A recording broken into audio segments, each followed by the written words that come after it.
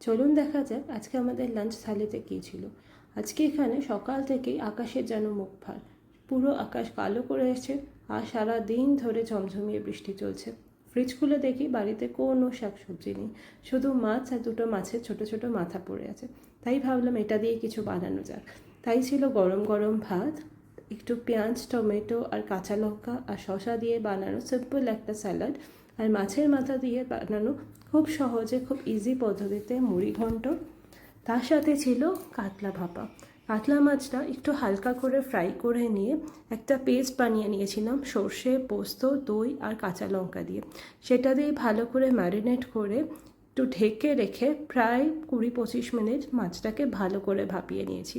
খুব সহজে হয়ে যায়, চটজলদি হয়ে যায়, কিন্তু খেতে কিন্তু দারুণ হয়েছিল। তার সাথে দুটো কাঁচা লঙ্কা দিতে ভুলবেন না, কেন গরম গরম ভাতে এই ভাপানো কাঁচা লঙ্কা মেখে খাওয়ার কিন্তু মজাটাই আলাদা। এই ছিল আমাদের সিম্পল সানডে লাঞ্চ। কিন্তু শেষ পাতে একটু মিষ্টি মুখ না হলে চলে, তাই কাঁচা আমের পাতলা চাটনি ছিল ফ্রিজে, সেটাও একসাথে দিয়ে দিলাম। একসাথে মেখে কিন্তু খেয়ে দারুণ লেগেছিল। সানডে লাঞ্চটা কিন্তু একেবারে জমে গেছিলো। আপনারা কী খেলেন সানডে লাঞ্চে জানাবেন, এবং কেমন লাগলো সেটাও জানাবেন। ভালো লাগলে লাইক, শেয়ার অ্যান্ড সাবস্ক্রাইব করবেন।